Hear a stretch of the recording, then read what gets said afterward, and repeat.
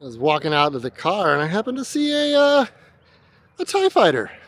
Yeah, so this is Batman Returns movie car number 2. It is said that this is Lincoln's funeral hearse, where he took his final ride. Today's adventure brings us once again to Tallahassee, Florida, the state capital of the great state itself. I'm actually not even standing at the museum currently. The museum is way over there, but as I was driving in, I did not see a proper sign, and I saw this, what appears to be an old sign, off to the side. Hello everyone, Kyle Kind of Vlogs here. Thank you for joining me today. Thank you for clicking on yet another video, and if it's your first time, welcome to the channel. I appreciate you being here. So today, my final day into Tallahassee. As of today, after today, we will be pulling up anchor and making our way westward to a land far away. And today I did have to make one more trip. Well, not that you can see the laundry, but trust me, it is in there to do some laundry, a bit of errand running, and I've been wanting to check this museum out for quite some time. I've known about it for the past few years. Past it, it's literally, I don't know if you can tell, Interstate 10 is just behind me over there, so just off I-10. It's apparently a pretty impressive automobile museum. I'm pretty excited to check it out. They've got some pretty unique stuff, actually just in the parking lot. I may show that on the way out, but supposedly they have some pretty unique, cool stuff inside. So I appreciate you guys joining me again, and we're gonna head on in there and check out the Tallahassee Automobile Museum, here and none other than Tallahassee, Florida. The parking lot is completely empty. I'm really hoping that it's open. It says it's open, and I believe I saw a neon sign as I was coming in that indicated that it was also open, but there's literally no one here. They even start you off right outside the main door. They got a newer Chevrolet Corvette there.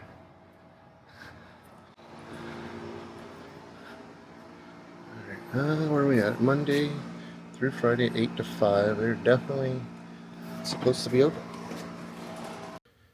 Alright, we have made it in. Our wristband indicates that we did pay our admission fee. It was $22, which I felt very reasonable. And honestly, they did not really give me any direction. They said there was a lower level and an upper level, and apparently a bunch of grand pianos. I was walking by and I saw all of these pianos. I didn't not on my bingo card for what I was expecting to see in here today. Nonetheless, you never really do know, I guess. They are quite grand, I will say. Man, oh man.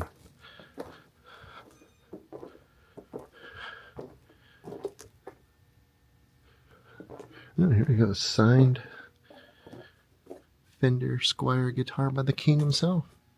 There you go.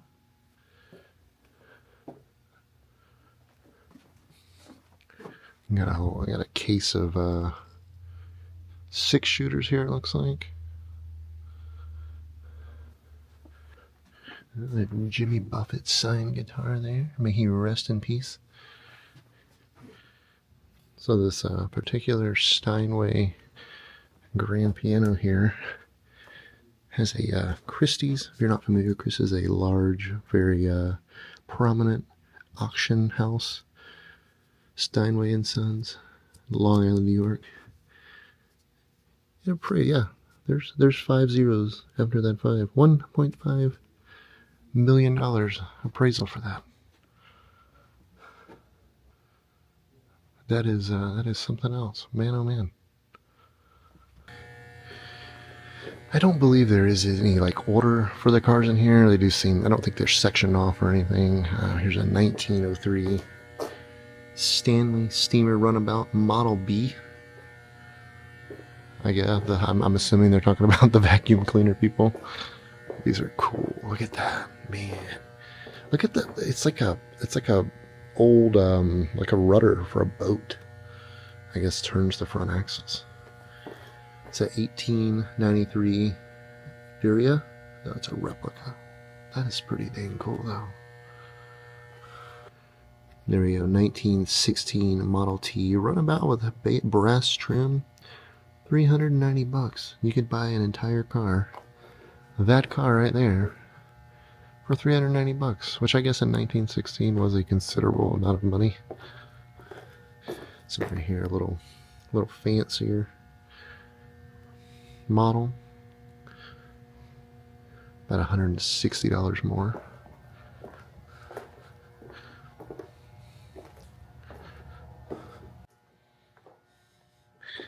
I think the Packards are super cool. Been out of business quite a long time. A couple years ago, me and Jen did a video in Detroit, Michigan, and briefly checked out the abandoned Packard facility. It was like many millions of square feet, just this abandoned old car factory in the middle of Detroit. I thought that was very memorable for me. Very cool thing to check out.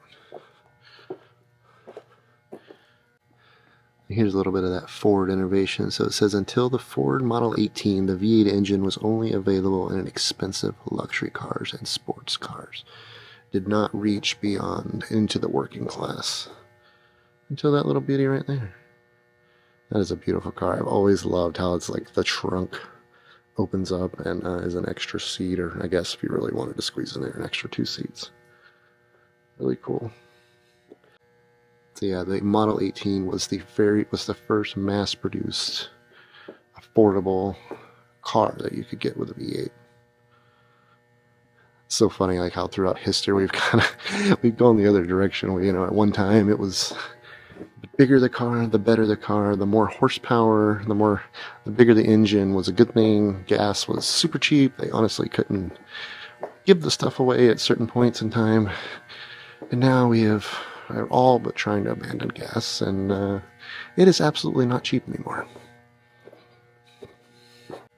I love this. It's a 1923 Packard touring car. It's a 5-passenger. Look how long this thing is. It's like like the family truckster from the 1920s. It is a huge car. And I love that it's got the spoked wheels with the wood spokes going around the metal rim there. That's a sweet ride. Well, here's the 7-passenger model. $2,500. Like, I don't imagine very many people could afford that in 1920. So here we got an 1860s, you read that right, horse-drawn hearse. The reason I'm showing you this, it supposedly has quite a significant history to it. It is said that this is Lincoln's funeral hearse, where he took his final ride. Now, I'm not sure how well they're able to authenticate that or can verify that. I have read a little bit about it where they were talking about potentially, it is said to be. I don't know. I guess it's one of those things. How do you actually know? And obviously there's no one alive that can verify such events. That is wild, though. Yes, apparently even in 1860s, this thing costs $2,300. It's very eerie looking. They got a map here showing Abraham Lincoln's final journey. So I guess he started the train here in Illinois, across over through Ohio up into New York, and then they had a caisson. I'm not really sure what they're talking about there. The funeral car in New York, a ferry across the Hudson River twice, a catafalque, Albany, Buffalo, and then a hearse. Supposedly, this one right here, to get Lincoln to his final resting place. Interesting. Well, they got the oil-powered lamps on it. Yeah, this is a high-tech, very detailed piece for its time. No doubt about that. I don't know. What do you think? Leave me a comment down below. Do you think this could potentially be the one? Was Lincoln himself lying in there at one point in time? Yeah, I'd love to hear that down below. Let me know what you think. I don't know. I don't really have an opinion, man. I have to think about that for a little while. So me and Jen just finished watching a show. The name of the show is they called it a limited series show. But it was based on Kennedy's assassination. Supposedly this guy was able to travel back in time to prevent Kennedy's assassination. And so basically all had full of 50s and 60s cars. I mean, they're just so cool. I love seeing them on the big screen. Well, the 24-inch screen in the bus, but you get the point. There's Marilyn right there, dressed up as a ballerina. Yeah, but they just, back then, they just had so much style and so much character. I just love the shaping, and that's all steel. It's all raw American steel. Just super cool. I think that, the 50s America, with the exception of some things, definitely some things it's not so great, but things are so cool back then. It was such a neat time. Quite a collection in here so far, I must say. There we go. That's a gangster car there. I love these. They're so cool. All I think about is, and the Lincoln Cosmopolitan, 1950. $3,100 for that. So freaking neat. I love the exhaust, how it runs down by the door. I wonder how many people would get out, lay their foot down, and just absolutely sear their backside of their foot. Ouch. I can only imagine. Packers were just so cool. They had such cool lines about, as a whole, they all, cars from the 50s, 60s, kind of all had a very similar shape and styling to them, but they were just so cool. I just love it. I love the swan hood ornament. It's something we need to bring back. Hood ornaments are definitely something I feel like this world could use some more of. We don't do that sort of thing anymore. And if it was, it would probably be made out of plastic. I guarantee you that's not made out of plastic.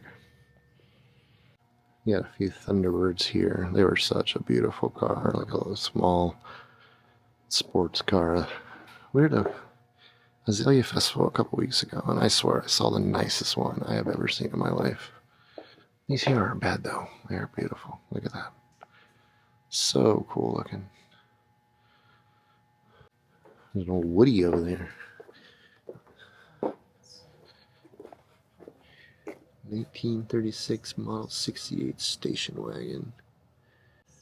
That's cool. Henry Ford owned his own forest known as Iron Mountain. I actually know where Iron Mountain, Michigan is, where he grew his own maple, birch, gum, and basswood. This was used for his station wagons, commonly known as woodies.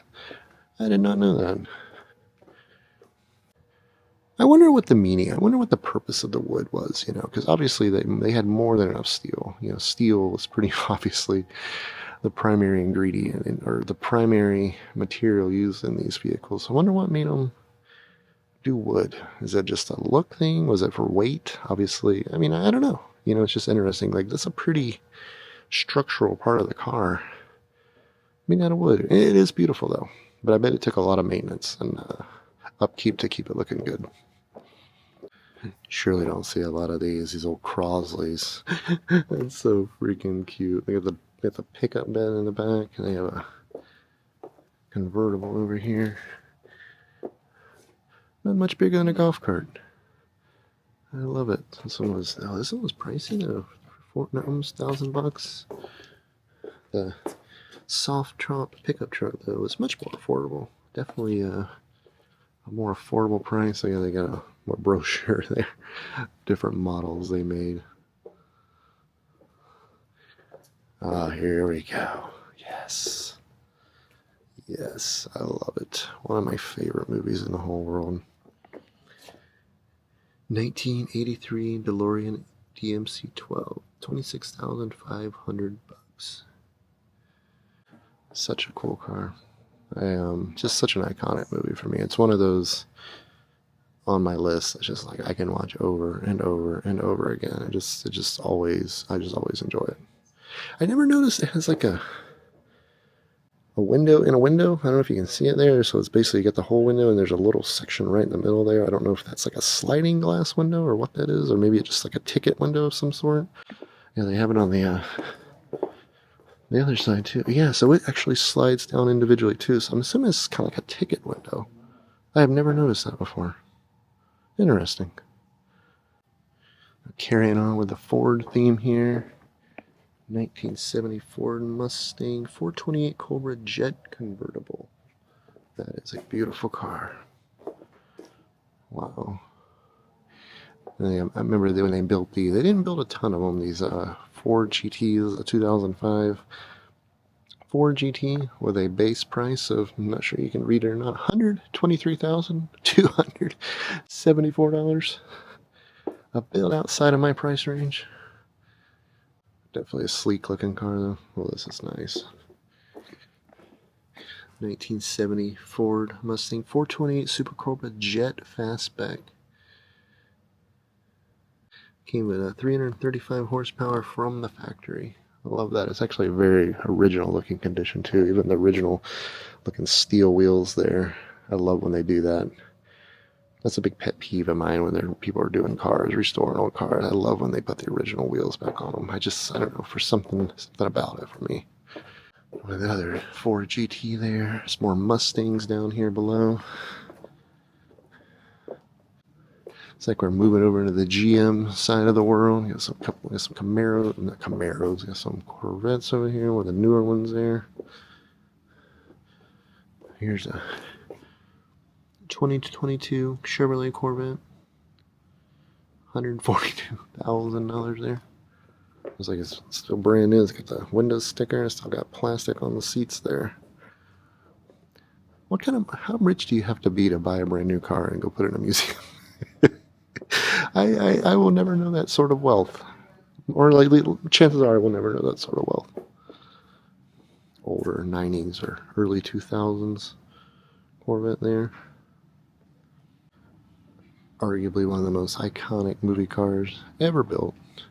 1979 Pontiac Trans Am Special Edition, made famous by Smokey and the Bandit movie, and/or I wonder if the movie made the car famous or the car made the movie famous. I guess that could be argued in either direction. It's so cool. This one was very original. Look at the interior.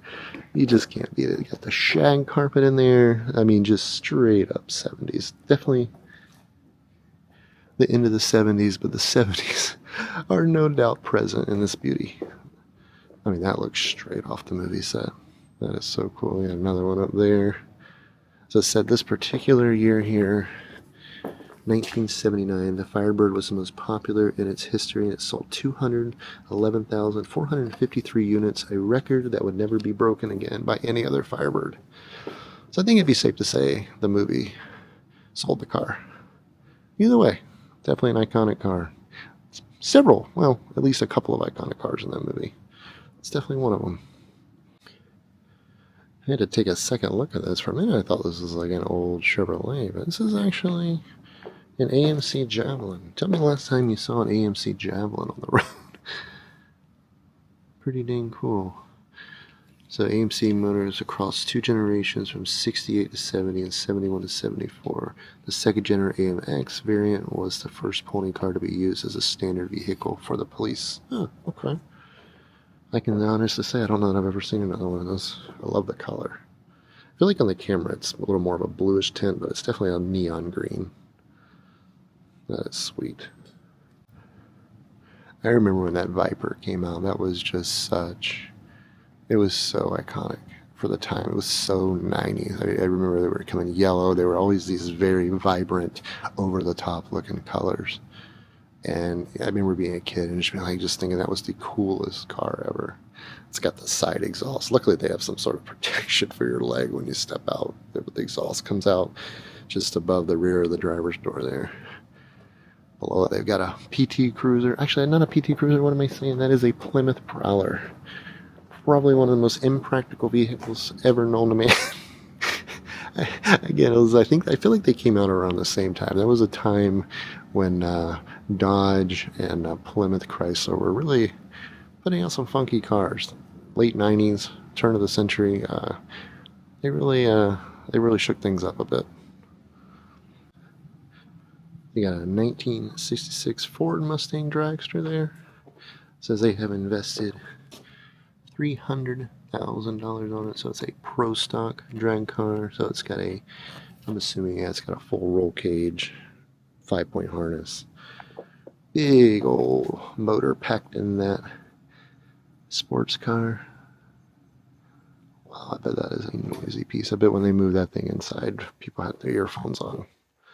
Big old drag slicks in the back. That is a sweet looking car. Some estimates of fielding a pro stock program are held between $1.5 and $3 million, depending on actually competitive you want to be. Estimates also state it costs between $10,000 and $30,000 a run down the track. So each time this car makes a pass on the drag strip, it's $10,000 to $30,000. That's a big boy hobby. That is a deep pocket hobby. I mean, I get it because I've heard the dragsters, they basically, after every run or two, they pull the top end of the motor off and like redo certain things, and holy cow, that's insane. Definitely above my pay grade. You got a Desert Storm chopper there. You got some painting of a sniper and a tank there, a missile, some sort of missile flying, or that's maybe a fighter jet flying through the air there. Somebody's got a Seminole themed motorcycle in the back, in a proper place, right in the middle of Florida State Seminole country. Not surprised to see that here.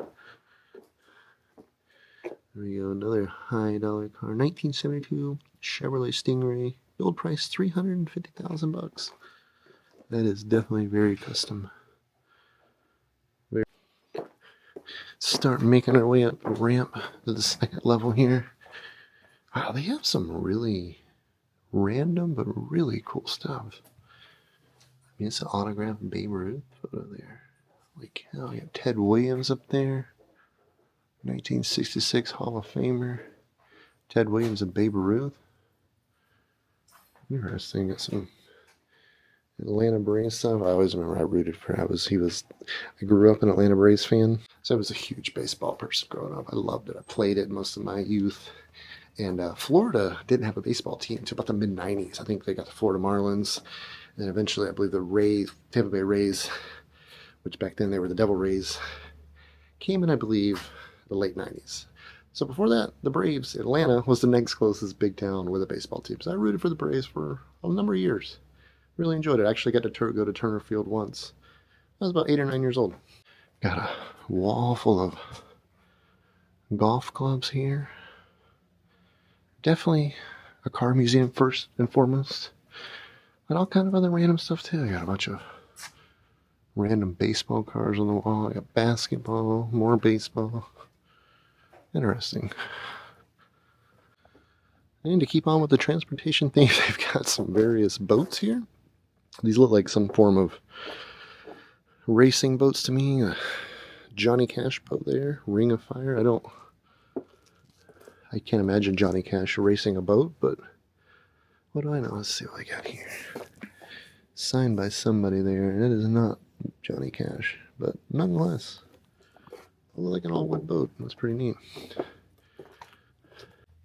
So we got a 1962 Chevrolet Corvair Monza station wagon. So it got the name Corvair from I guess it's a mixture of the Corvette and the Bel Air.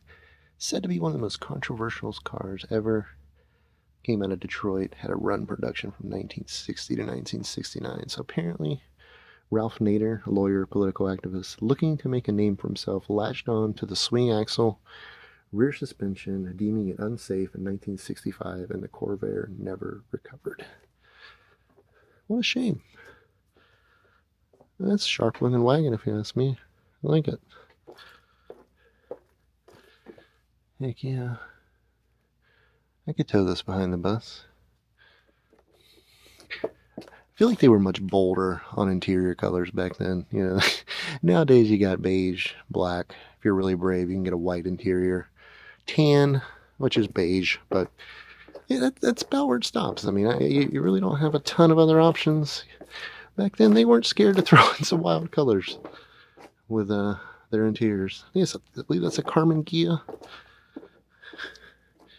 Yeah, Volkswagen, 1973 Carmen Ghia. I remember in the 90s growing up, these were much more popular. I don't see a ton of these on the road anymore.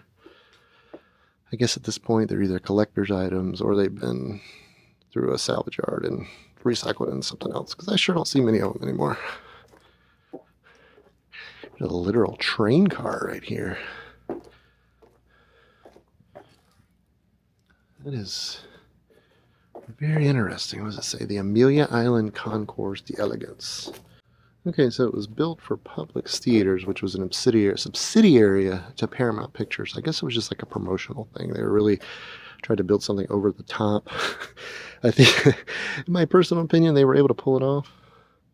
Very interesting. I've never seen another one of those. So yeah, they actually had it modified and built into the boiler of a locomotive. And it's even got the little bell up there. The blow-off valve for the steam. Interesting.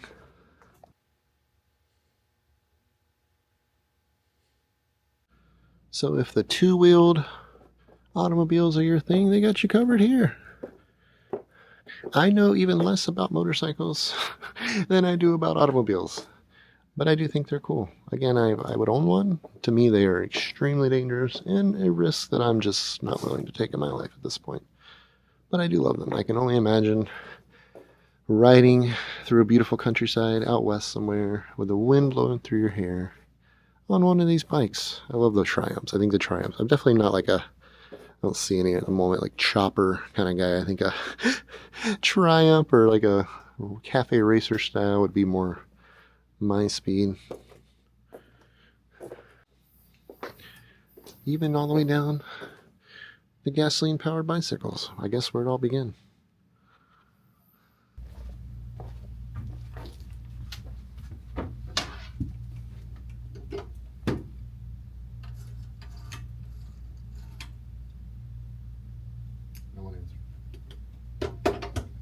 You don't see these much anymore.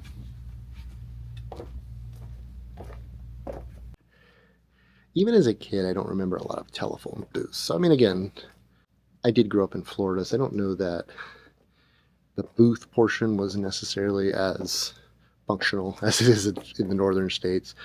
I remember, like, you would see them on a wall somewhere, like in a mall, street, on the street, on the sidewalks. But I don't remember a lot of booths, though. Maybe that was pre my time. But I do remember, I've made more than one phone call on a payphone before. My kids will never know the struggle. I remember this guy. Oh, evil himself. So apparently, this is a 1967 Triumph T120 TT. It was on this motorcycle. He had one of his famous crashes while jumping the Caesars Palace fountain in Las Vegas, Nevada. On December 31st, 1967, the crash that left him in a coma for 1 month. I'd say the bike got the good end of that deal. I mean, I don't know. I'm sure they might have had to replace some things, but the bike don't look half bad. You can tell the gas tank there's a bit dented up. But all in all, I think it definitely messed him up a lot more than the bike. The bike seemed to have endured the crash pretty well. I've seen clips of that throughout my life. I obviously didn't see it myself, but I have seen clips throughout my life. We often forget about the trucks when we're talking about classic vehicles. I think they're equally as awesome to me personally. And sometimes I even like them more.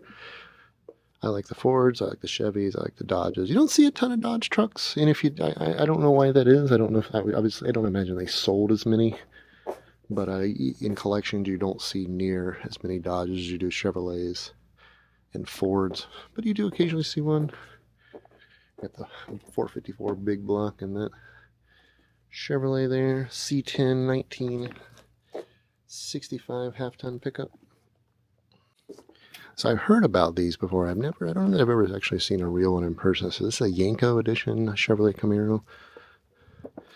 He was Chevrolet's version of Carroll Shelby they did the high performance editions. And back again to this interior. Look at this thing. You cannot beat that. It's got like houndstooth leather, or houndstooth pattern, suede looking material, enclosed around some leather.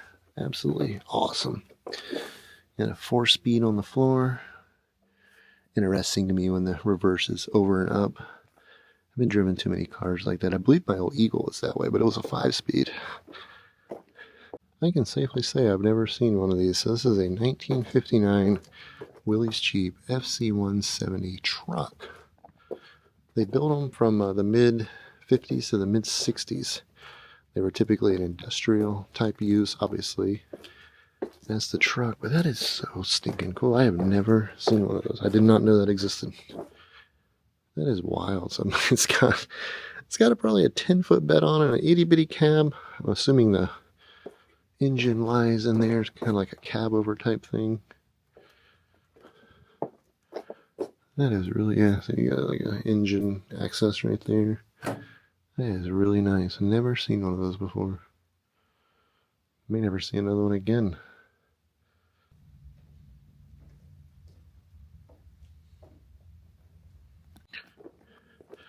Looks like we have found our way to the pedal car portion of the Automobile Museum. I guess like engine cars or cars with engines in them. These two have their place in collectors' eyes, and they are awesome looking.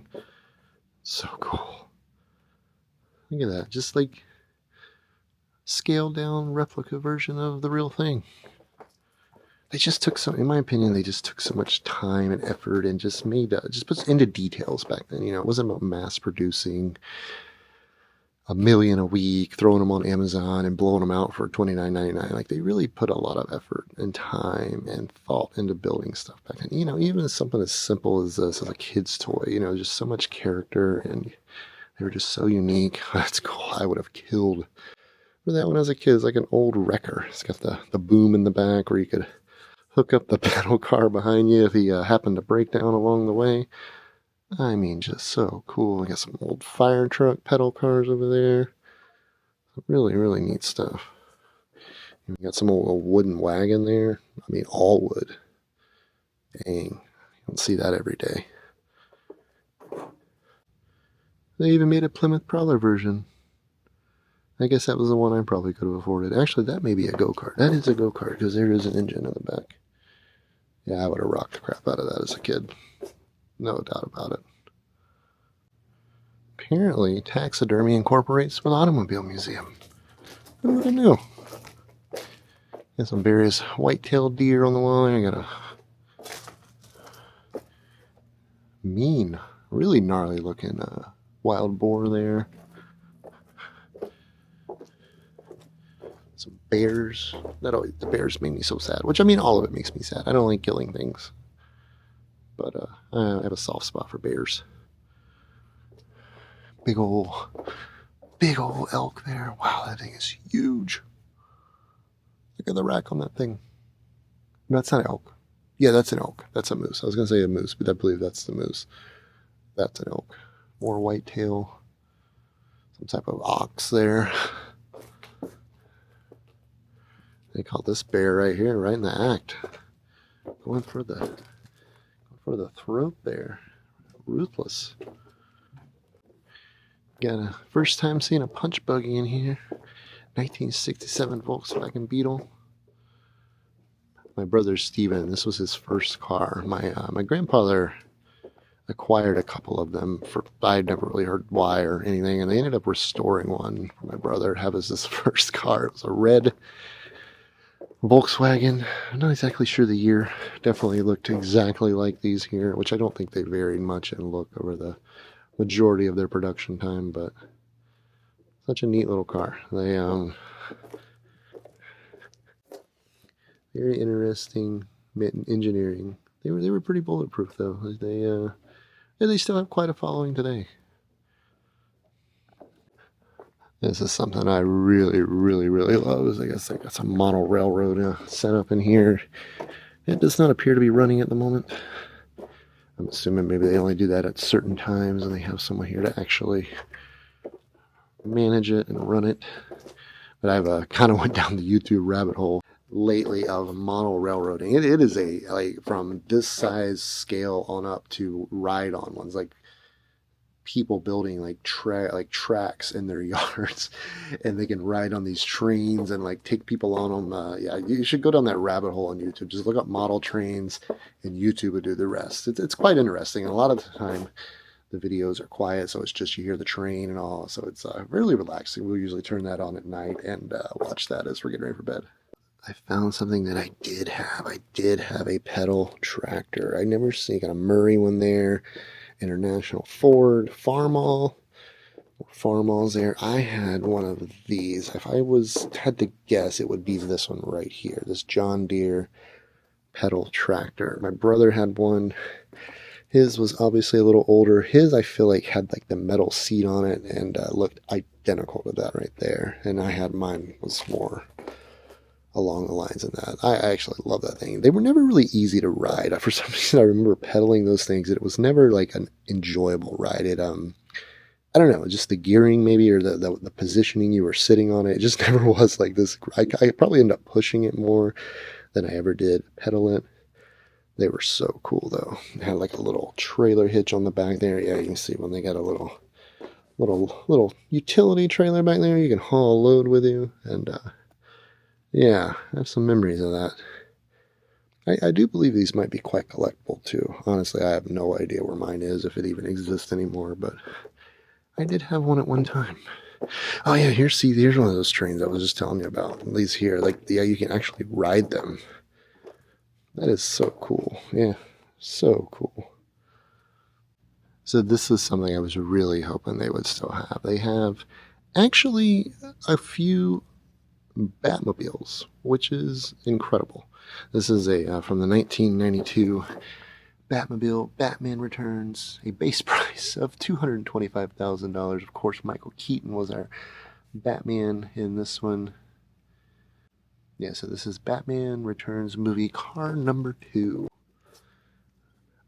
I'm a Batman guy. I argued with Ben for years how awesome Batman really is. Ben's more of a Marvel kid. I'm a Batman guy. That is wild.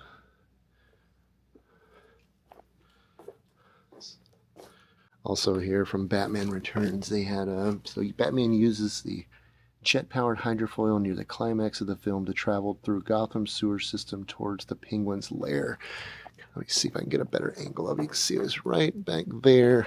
Of course, everything is black and kind of probably blends in together on my sensor on my camera, but I will do my best there.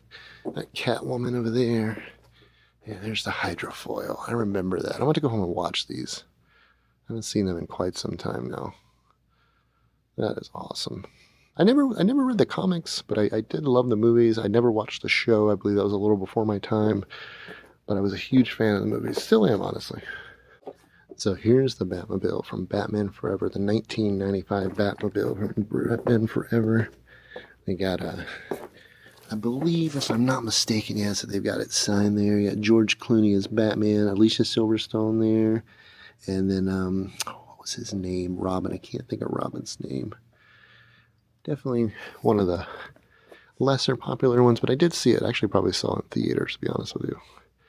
Yeah. Oh, yeah. They had, who was in it? I believe Arnold Schwarzenegger was in that one. He was Iceman or something. I forget the name of the character, but the rust or the afterburner there. That is a great Batmobile, though. So cool. And of course, they got from the show. This is actually a replica, though. This was not used in the show, though. I was convinced that it was, but the little sign says otherwise. You got Batman and Robin standing back there together. Yeah, I believe that was a float in Batman. I can't remember which one it was, though, but I believe that might have been an actual float prop in the movie. Got the Penguin back there. Danny DeVito, one of his my favorite roles of him. Great films. I love them. So this is some comforting information. So this handsome fella was the 11th largest alligator on record in Florida at the time. 12 foot 9 inches, 620-pound boy was caught in Liberty County, September 3rd, 2004. Liberty County is just 1 hour west of Tallahassee. I told you guys, these alligators.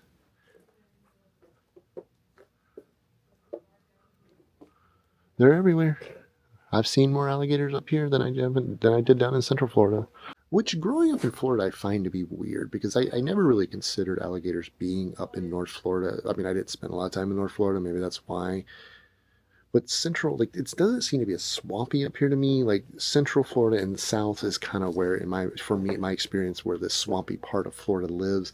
Once you get, like, north of, like, Ocala, it's kind of hard to distinguish between Florida and Georgia, which, honestly, now that makes a little more sense, because basically Orlando South is very populated, the most densely, by far, populated part of the state. So it makes more sense. Maybe more alligators have survived up here because there's less building, there's less people, so they've been haven't been drawn or haven't been pushed out of their habitats as much. I don't know. But I've seen a ton of alligators up here in North Florida since I've been here. I've only been here like 3 weeks, 3.5 weeks. And I've seen more here in 3.5 weeks than I saw in 3.5 months in Central Florida. I don't know. It's got to be something to that.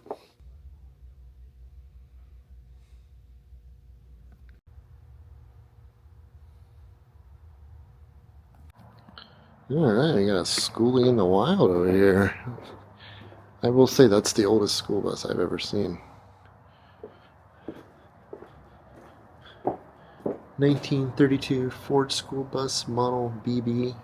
Whopping 65 horsepower, and it would top out at a speed around 35 miles per hour. Hopefully school wasn't very far away. If not, you probably had to leave in plenty of time. And I believe that was even a V8.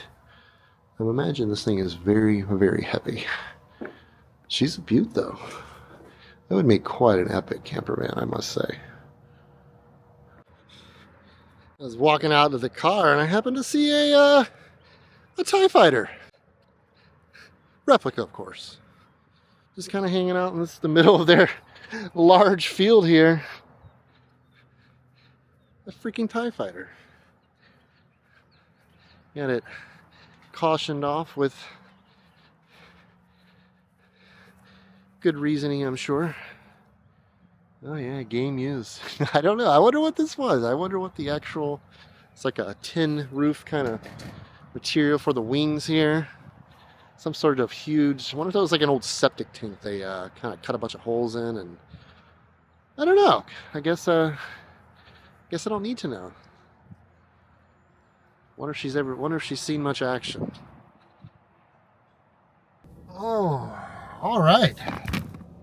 Cool. All right, guys, that was good. That was great. Yeah, I'm glad I went. That was it was a good, interesting collection. I knew about the automobiles. I didn't realize they'd have so much other random stuff in there. I'm glad they still had the Lincoln hearse. That's interesting. You know, I think when I read that, you know, they were skeptical. You know, they're skeptical while they were talking about it. And I get that. You know, you don't want to, if you don't have certainty, you know, you don't want to go throwing around historical stuff like that. So I get that. But that was pretty cool. We're gonna go with it was, because we have no one to tell us otherwise.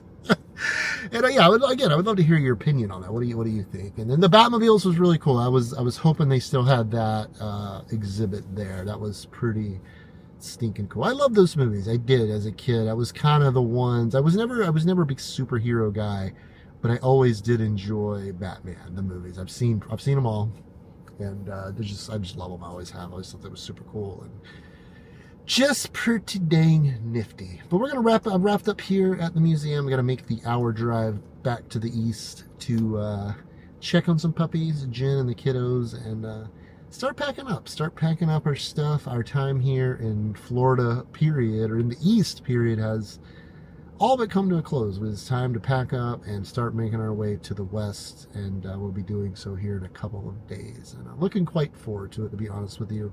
It'll be good to get back on the road and start seeing some more sights and sounds and smells and different climate, all that fun stuff. Well, yeah, let me get headed back that way. We're going to go check in on some puppies, see if we can sneak up on them, see what they're up to, and maybe check in on Jen and the kiddos and see what's going on over there.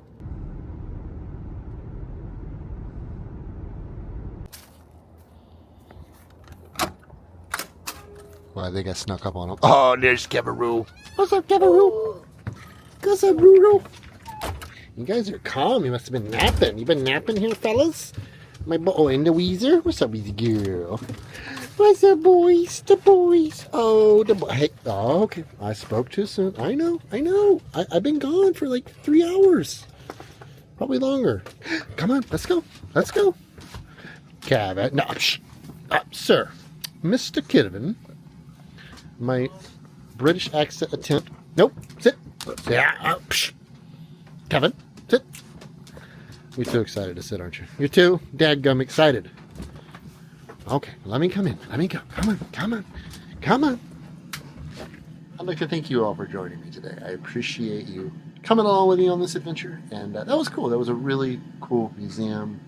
Seeing some of that stuff. Some really rare stuff. Like, you know, obviously the Lincoln thing, but like the Batmobiles and some of those cars, like I've never seen. I've heard of them and like seen pictures and maybe on TV and stuff, but seeing them in person was pretty cool. That was a, if you're into automotive with some random stuff sprinkled in, pretty cool stuff there. It was $22. The place was deserted. I think there was like 2 or 3 other people in there. I mean, again, it's 2 o'clock on a Tuesday.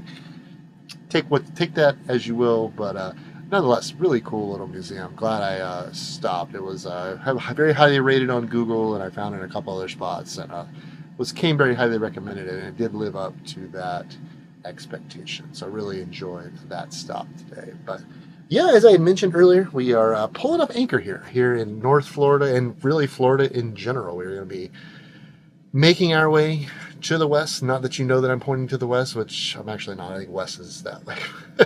Nonetheless, we will be pulling up and headed that way here on Thursday. Today it's Tuesday. Tomorrow I'm going to spend the majority of the day packing up, getting the bus teak torn down, getting the bus checked out, getting ready to head out on Thursday morning. Again, I spoke to, if you didn't watch the live stream the other night, we're going to be headed toward New Mexico. Not exactly sure how long we're going to take to get there. I know we're going to spend a little bit of time on the way out there. Probably stop in Texas for a little bit.